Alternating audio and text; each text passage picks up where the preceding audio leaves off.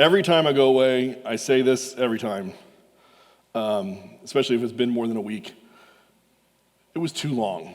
Like, people ask me how it is to be gone, like the vacation time and stuff, and like, everybody needs a break. We all absolutely need a break. We all need to get away. We need to like completely just separate. Don't answer emails, don't answer phone calls, just detach. 3 days, that's all I need. Just give me 3 straight days where I don't answer a thing, where I don't respond to anybody, I just separate. And that's enough, and then I want to be done. And, you know, my family was with me. They had a great time through the whole thing, and so if they're happy, I'm happy.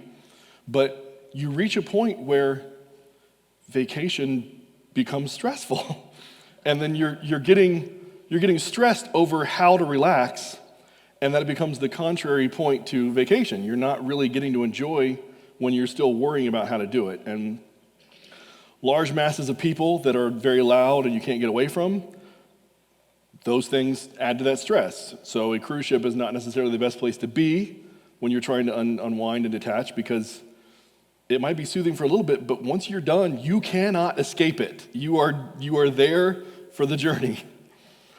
Also, I'm not allowed to drive the ship. Like, that's the worst part too, is that they won't let me behind the wheel. I have to just go to the front of the boat and just stare out there like I am the one steering it and pretend I know which way he's going. I gotta have that. But it was a short enough trip. I didn't completely lose my mind, and they all had fun, and I'm relaxed. I realized something though about cruise ships. I don't know if you've been on one or not, but from my observations, it has always seemed that there is a very large interest in the casino section of the cruise ship. Like, so a lot of people that want to go straight to the slot machines, and they'll spend the entire week there, and you'll never see them for any of the shows or anything else, and they come out all pale because they've just been in front of a slot machine the whole time. And the cruise ships know that, and they get excited about those people because like they know that they can convince this person psychologically that like they are winning something. And you know, in the old days, with slot machines, like the old ones, like they would like, you pull the handle down, you know, and like the little things spin, it's like a 777 or whatever, or bar, and you pull a handle and you feel like you're winning something because you're physically doing a thing. Pull the handle down and see something happen. Pull the handle down, see something happen. And with the new versions of these things, like if you've never seen them, like there's like buttons, you just push a button. Like you don't really have to push a button. I think you can just tell it, push it for me, and it'll just do it. It's all automated, and you know, it doesn't have that feeling of pull the handle down and see something come from it. And what I feel like has happened, the cruise ships know this, that they had to veer away from that idea because people weren't getting sucked into that feeling they were winning anymore because they weren't pulling the handle. So in the process, all the cruise ship companies together got this idea that they were going to make a new machine that you could pull a handle down and something would come out and you feel like a winner. You pull a handle down, something comes out, you feel like a winner, over and over and over again, and this is the machine. Cruise ships make sure that you are a winner at soft serve ice cream. You pull the handle down every time, almost every time, there is something to come out of that. That has become the new slot machine. You don't have to put money into it to win.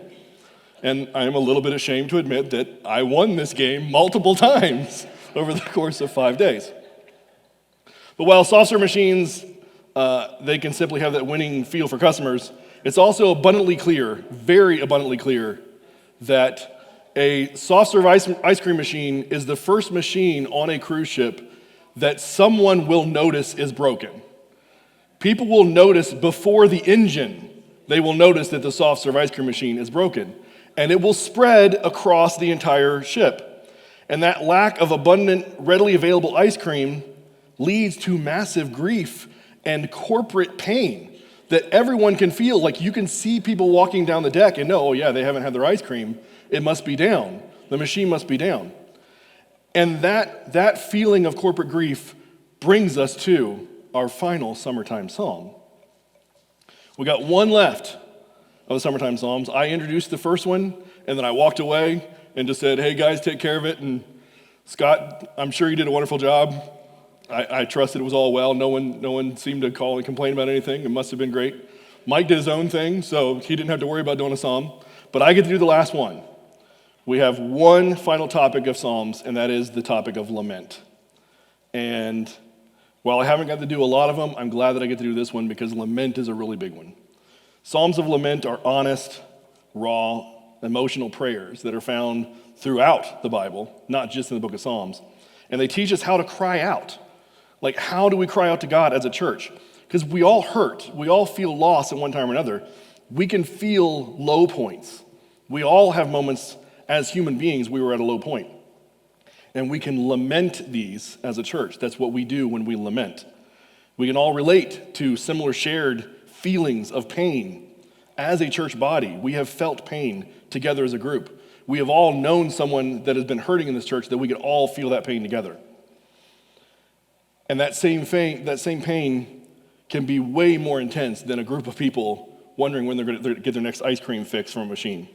Church grief, sharing together, comes through Psalms of Lament. And believe it or not, lament is not a weakness of faith. Lament is strength. It is spiritual strength. And there's a place for it in the church. Lament has a place in what we do. The modern church sometimes avoids lament. We like to look to the hope and to the victories. We want to skip right ahead to all the joyous things.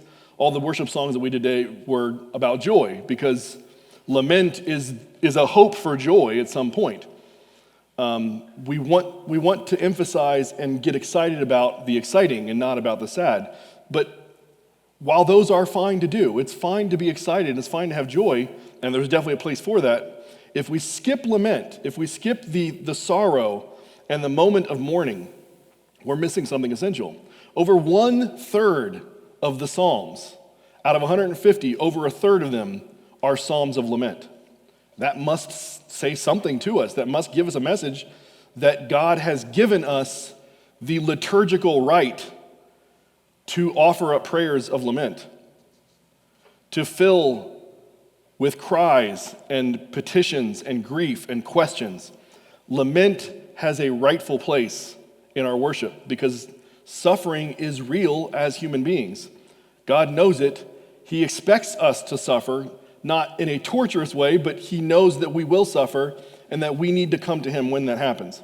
Romans 8:35, who shall separate us from the love of Christ? Shall trouble or hardship or persecution or famine or nakedness or danger or sword? Those are all horrible things. Those aren't just hypothetical situations. This is Paul acknowledging that deep suffering will be endured by believers. And the answer, of course, is that nothing can separate us from God's love.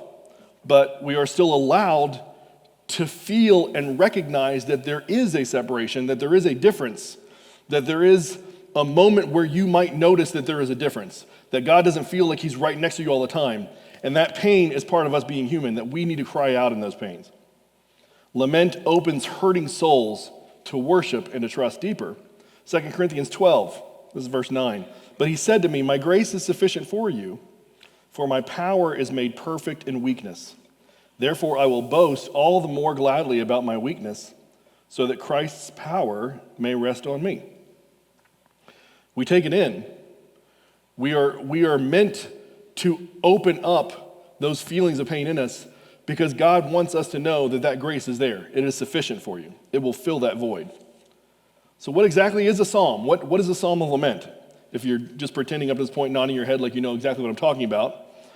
A psalm of lament, unlike a complaint for complaint's sake, is a biblical holding of tension. It is a moment between brokenness and a feeling of hope. It's in that middle spot. There was an author that once said that lament stands between the gap of pain and promise. It gives us a language of grief without letting go of God. After all, it is God that we're crying out to, right?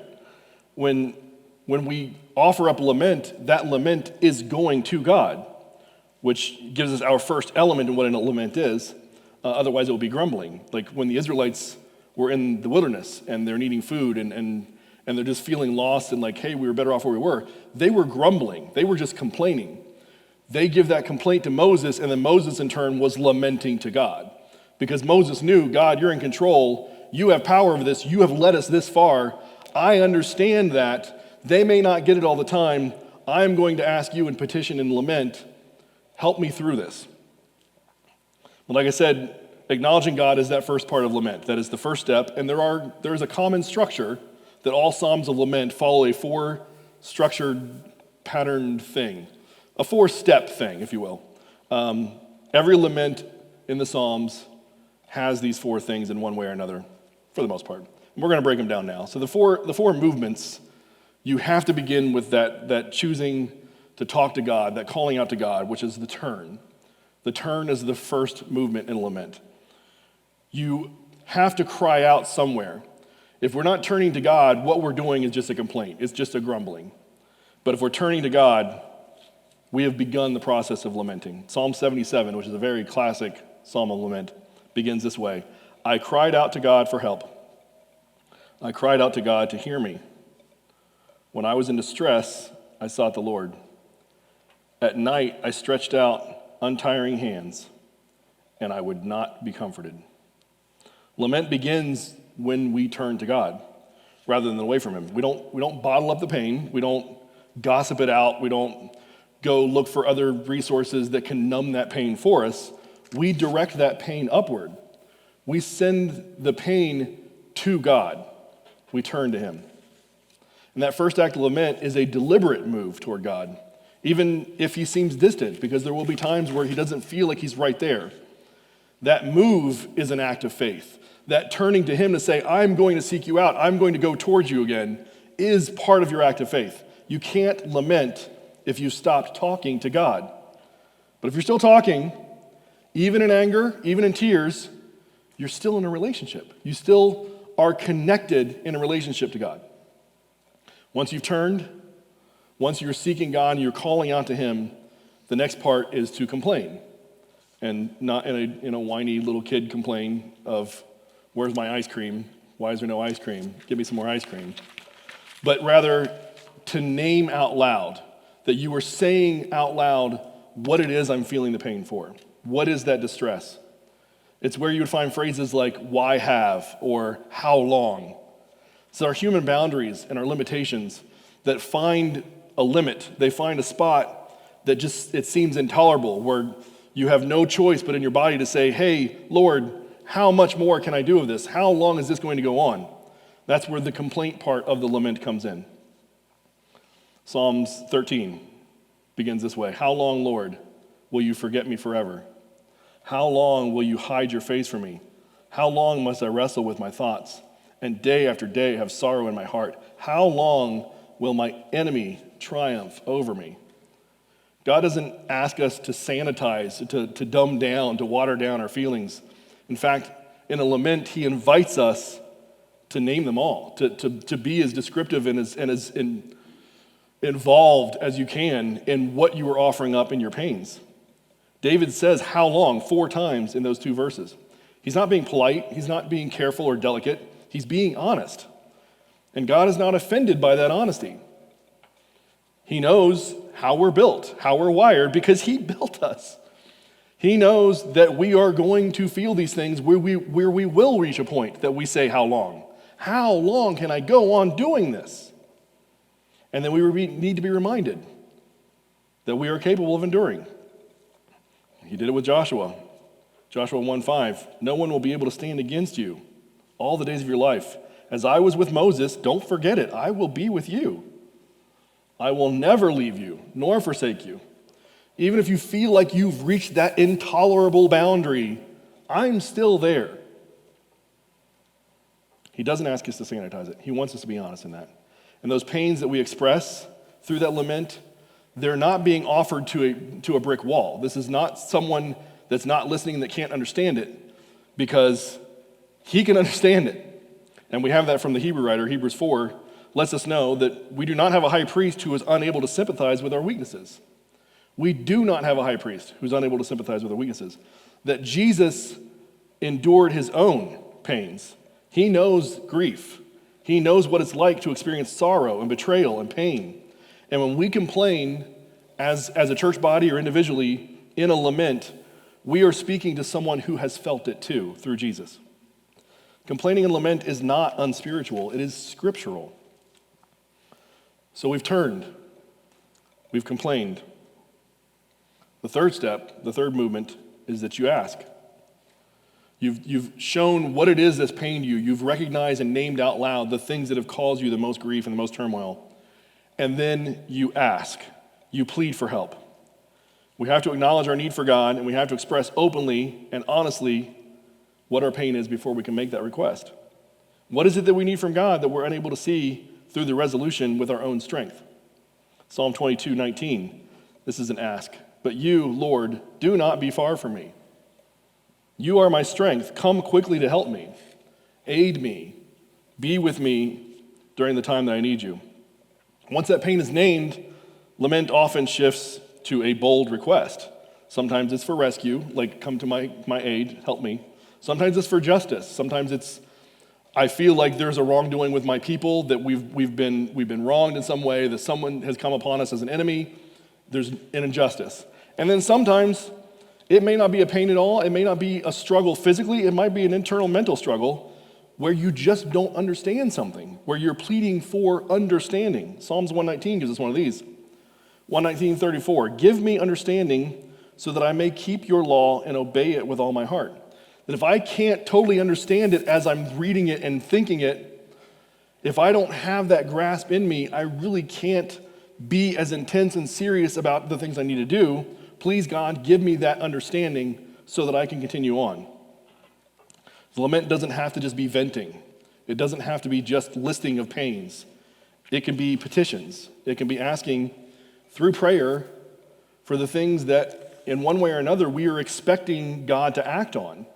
Even if it's not immediate, we are expecting in some way, because we know that God is here, He is with us, He is not going to be upset with us continuing to ask. He honors our persistence. He encourages us to continue to repeat to ask. Not out of torture, not out of some sort of just fun of watching us repeat ourselves, but to know that our pain doesn't just give up, that we don't just say, okay, well, He's not answering, I'm not a part of this anymore, I'm leaving it. For us to continue to repeat and to ask again, to ask and to ask, we are still showing that our heart is in this, that we are still desiring some sort of petition, some sort of relief from God. And in doing all those things, it leads us to what is the final movement. And that final movement is the most beautiful part of every lament. It's the part that allows us to understand that yes, we have pain. Yes, we have needs. But we know that in all things, it is going to be okay. It is going to work out for His will, which takes us to the fourth movement, which is trust. You choose to believe anyway, regardless of your permanent or your semi-permanent or your temporary, whatever the situation is that you are in that feels the suffering.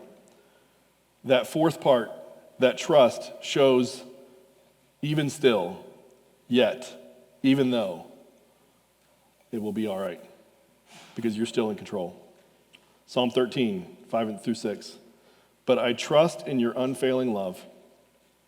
My heart rejoices in your salvation. I will sing the Lord's praise, for He has been good to me.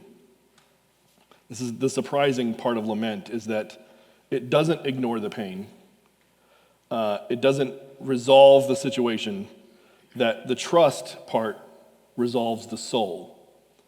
Whether or not you hear the answer in the moment that you have asked in that step 3, if you ask and you don't hear the answer in that moment and you have to repeat, for you to continue to trust and say, even still, even yet, even though, I still will. That trust is everything. In the moment when pain and praise stand side by side, it's the moment when we can say, even if I don't see your hand, I will trust your heart. Even if you don't change my situation, you are still worthy. Even if the ice cream machine is broken for the rest of the cruise, I still live in a world where ice cream exists. And that's something to be thankful for. That's something to give praise for, that ice cream doesn't have to exist. Our tongues don't have to have a sweet taste bud. We don't have to have the pleasure of a sweet thing like ice cream. Even if the machine is broken, I still have reason to praise. When Psalm 23 says, even though I walk through the valley, we are standing at a low point. We're recognizing the low point that we're at, but that low point can still be in His presence. and not out of his reach. Which takes us to the final word on lament, which is the word himself, Jesus. Jesus lamented on the cross. He quotes Psalm 22 while he's on the cross. My God, why have you forsaken me? It was not just despair, it was scripture. He turned, he complained, he asked, and then finally, he trusted his spirit to the Father. Our Savior lamented to give us permission to lament. And then that verse that we did from Hebrews a little bit ago that talks about how the high priest can sympathize with you because they've been through it, that very next verse that shows that sympathy, it also says this extra part that helps us to understand the whole thing. Let us then approach God's throne of grace with confidence so that we may receive mercy and find grace to help us in our time of need. Lament is that approach. It's the approach to God's throne of grace. Lament is that approach with confidence and with tears in our eyes. Why does it matter? Why does it matter to lament? Well, church, I want you to not be afraid to lament. I don't want you to be afraid to offer up the pains, to offer up the sorrows, to have the moments where you just let out your grief to God. It needs to have a place in your personal life, in your small groups, in your worship. Because lament is not the opposite of faith. It's one of the languages of our faith, and it's in suffering. That is part of our language of faith. Valleys that we can walk through, those low points, those valleys are still in the land. They may be at the lowest point, but they are still in the land. They are still within the earth that was made by God. The real torture would be to cry out to God in a place where God cannot hear you. That's the real torture. That's where a lament is no longer a lament. At that point, it has become just a cry of agony because you are in a place where God can no longer hear you. We don't want that for anyone. While you lament, what you're saying is, God, this hurts, but I believe you hear me. I don't understand, but I'm still speaking to you. I'm not okay, but I know you are. And I want to end with us sharing a song together. We're not going to sing it. I'm not going to play it on piano. We're going to read the words to a bridge and a chorus of a song. It's a song that you know. And you're just going to have to follow my rhythm and pace on this, sort of like a Pledge of Allegiance sort of thing, where you wait till I say the next line. But I want you to read these words in this song as a lament, because they are a lament. There is a turn, there is a complaint, there is an ask, and there is, oh, absolutely, at the very end, there is absolutely an even still. There is a time for trust at the end of the song. So we're going to close today as we read this bridge together. Go ahead and pop it up there. I can see a light that is coming for the heart that holds on. And there will be an end to these troubles. But until that day comes, trust, still I will praise you, still I will praise you. Oh no, you never let go. Through the calm and through the storm. Oh no, you never let go. In every high and every low. Oh no, you never let go. Lord, you never let go of me. Let's pray.